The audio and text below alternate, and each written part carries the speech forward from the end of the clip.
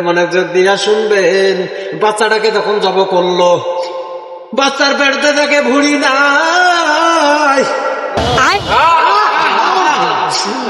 চোখের কারো পানি বেড়ায় না। তখন আমি এই বাচ্চাটাকে দেখলাম ভুঁড়ির মধ্যে কি,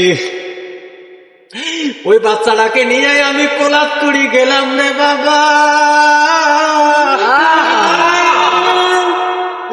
ওই বাচ্চাটা দেখি পেটা টিম টিমা।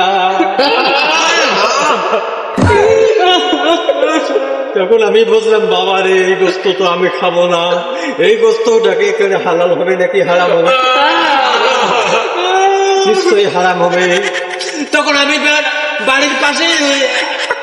বাড়ির পাশে টিনের উপর চড়ে বললাম, এটা ছাগল তখন বললাম রে বাবা, তিনবারের মধ্যে দেখলাম কেউ শোনে না।